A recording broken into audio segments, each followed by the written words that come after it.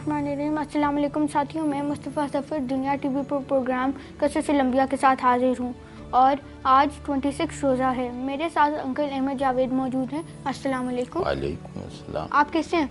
अल्लाह का शुक्र है। पिछले प्रोग्राम में हमारे पास क्वेश्चन आंसर्स का वक्त नहीं रह गया था, तो मेरे पास एक क्वेश्चन था उस वक्त। जी ज़रूर पूछिए।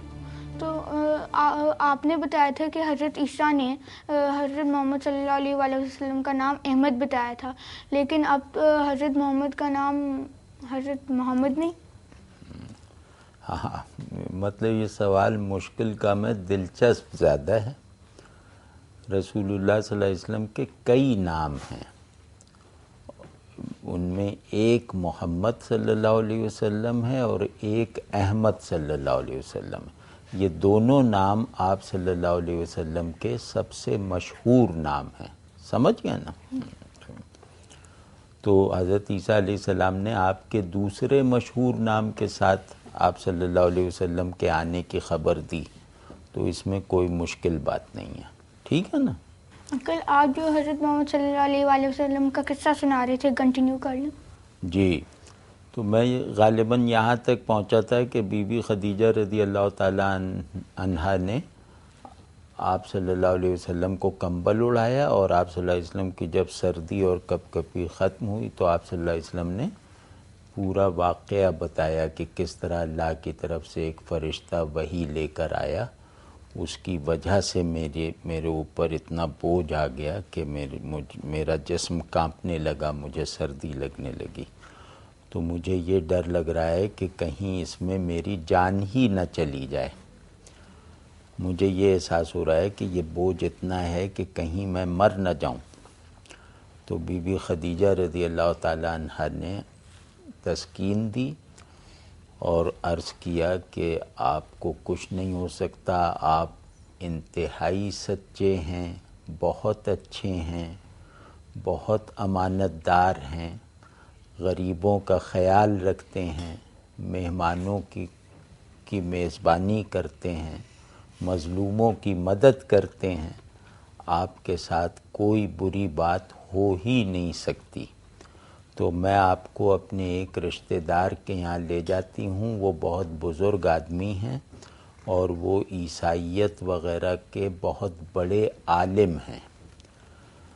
तो उनका नाम वरक़ा बिन नौफल था। ये ईसाई थे, ईसाई मज़हब पर थे और बाइबल वग़ैरह के, तौरात के बहुत बड़े आलिम थे।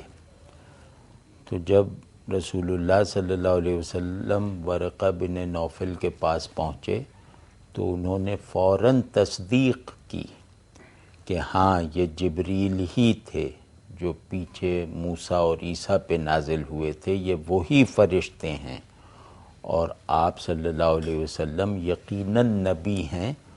बस काश मुझे इतना वक्त मिल जाता कि जब आपकी कौम आपको अपने घर और वतन से निकालती तो मैं आपका साथ देता। तो रसूलुल्लाह सल्लल्लाहु अलैहि वसल्लम ने पूछा कि क्या मेरी कौम मुझे यहाँ से निकाल देगी? तो उन्होंने कहा कि यकीनन ये पिछली तमाम किताबों में लिखा हुआ है कि आखिरी नबी को उसकी कौम उसके घर और वतन से निकाल देगी। तो लेकिन ये कि वरक़ा बिन नौफल की ये आरज़ू पूरी नहीं हो सकी, वो कुछ महीने बाद इंतकाल कर गए। अंकल, एक छोटी सी ब्रेक ले लें। जी जी बिल्कुल। तो दोस्तों, आप कहीं ना जाइएगा, हम एक छोटी सी ब्रेक के बाद वापस आते हैं।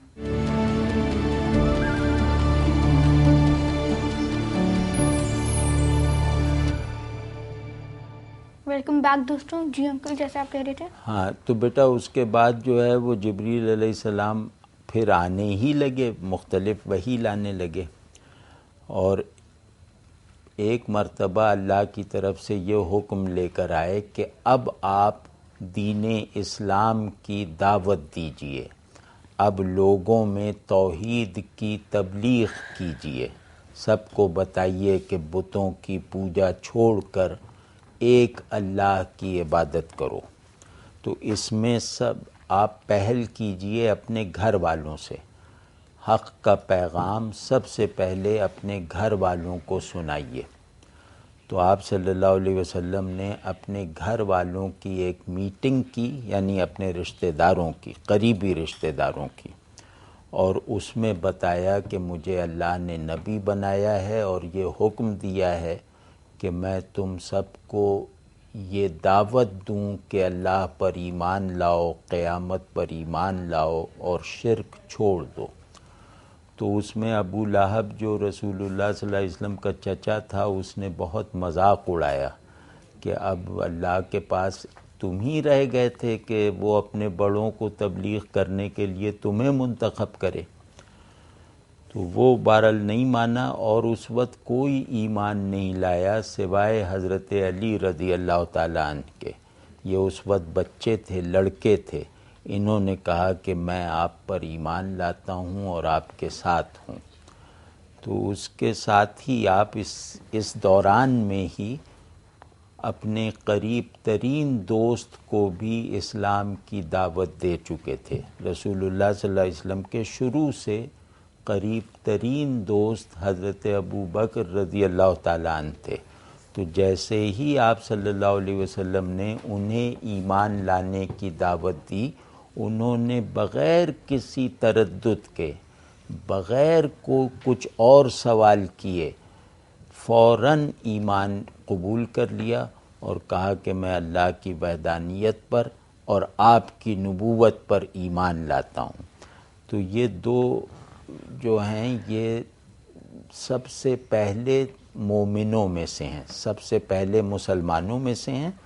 میں اس لیے کہہ رہا ہوں کہ سب سے پہلے مسلمانوں میں سے ہیں کہ حضرت خدیجہ رضی اللہ تعالیٰ عنہا ان دونوں سے پہلے اسلام قبول کر چکی تھیں۔ جب وہ رسول اللہ صلی اللہ علیہ وسلم کو ورقہ بن نوفل کے یہاں لے کر گئی تھیں، اسی وقت وہ رسول اللہ صلی اللہ علیہ وسلم کو نبی مان چکی تھیں۔ تو دوسرے نمبر پہ بڑوں میں حضرت ابو بکر ایمان لائے اور بچوں میں حضرت علی سب سے پہلے ایمان لائے، یعنی یہ پہلے 3 مسلمان ہیں مکے میں۔ اس کے بعد آپ صلی اللہ علیہ وسلم نے قریش کو، یعنی اپنی قوم کو جو مکے کے لوگ تھے، انہیں تبلیغ کرنی شروع کی، لیکن انہوں نے مذاق اڑانا شروع کیا، مخالفت کرنی شروع کی، یہاں تک کہ آپ صلی اللہ علیہ وسلم کے ساتھ تکلیف دینے والا رویہ بھی اختیار کیا، اور بہت کم لوگ مسلمان ہوئے۔ ان کم لوگوں میں مثال کے طور پہ حضرت عثمان غنی رضی اللہ تعالیٰ عنہ تھے، اور کچھ لوگ تھے جو اس وقت مسلمان ہوئے، لیکن رسول اللہ صلی اللہ علیہ وسلم کے مشورے پر اپنے اسلام کا اظہار نہیں کیا، یعنی دوسروں پہ یہ ظاہر نہیں ہونے دیا کہ ہم مسلمان ہو گئے ہیں۔ اس کی وجہ یہ تھی کہ اگر وہ لوگ یہ بات شروع ہی میں ظاہر کر دیتے تو مکے والے ان کے ساتھ بہت برا سلوک کرتے، ممکن ہے کہ انہیں قتل کر دیا جاتا۔ تو اس وجہ سے لوگ اپنا ایمان اور اسلام کئی مہینے بلکہ کچھ برس تک چھپاتے رہے، اور آپ صلی اللہ علیہ وسلم بھی لوگوں سے ذرا سا مخفی رہتے ہوئے ایک ایک دو آدمیوں کو اسلام کی دعوت دیا کرتے تھے۔ ایک چھوٹی سی بریک لے لیں؟ ہاں کیوں نہیں۔ تو دوستوں کہیں نہ جائیے گا، ہم ایک چھوٹی سی بریک کے بعد واپس آتے ہیں۔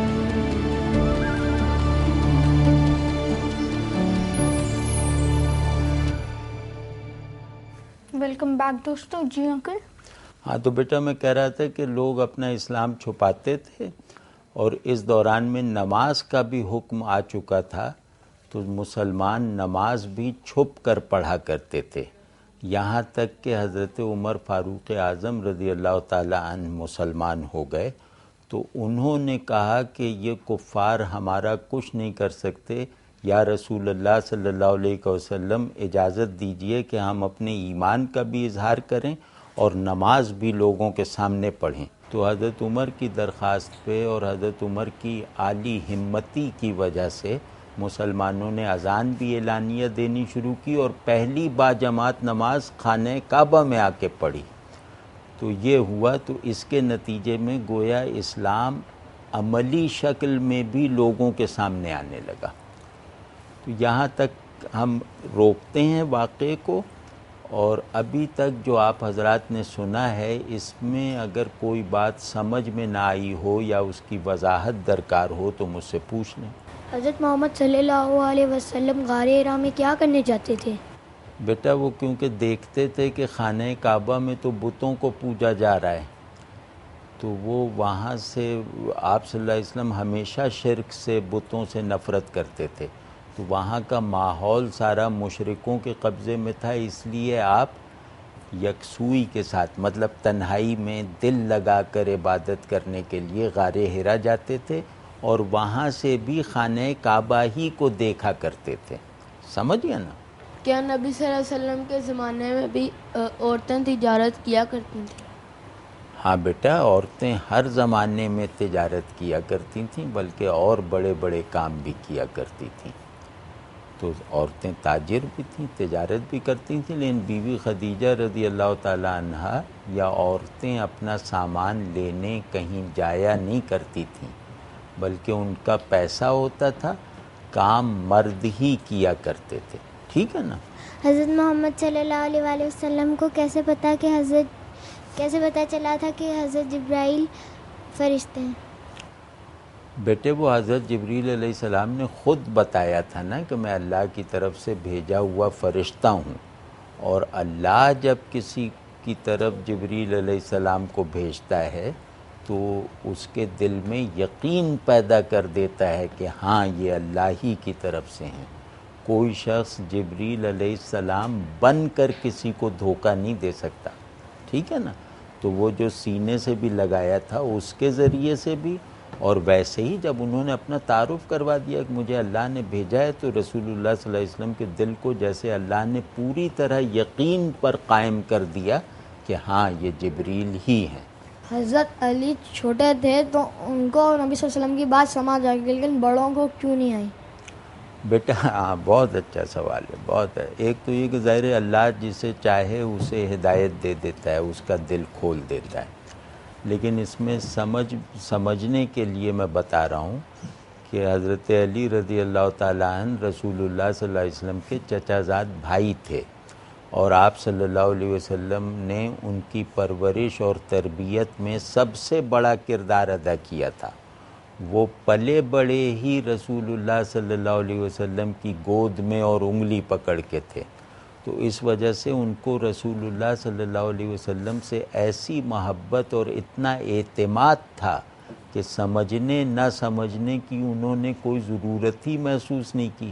انہیں معلوم تھا کہ یہ جو کچھ کہیں گے وہ سچ ہوگا، وہی حق ہوگا، تو میں اسی کو قبول کروں گا. تو وہ رسول اللہ صلی اللہ علیہ وسلم سے محبت اور آپ صلی اللہ علیہ وسلم پر مکمل اعتماد کی وجہ سے ایمان لائے تھے. اس میں کوئی خدا کو سمجھ لینا اور اس پیغام کے معنی جان لینا ضروری نہیں تھا. سمجھ گئے؟ انکل ہمارے پروگرام کا وقت ختم ہو گیا ہے، آپ کا بہت بہت شکریہ. اور دوستوں اگلے پروگرام میں ہم حضرت محمد صلی اللہ علیہ وآلہ وسلم کا قصہ جاری رکھیں گے. تب تک کے لیے اللہ حافظ.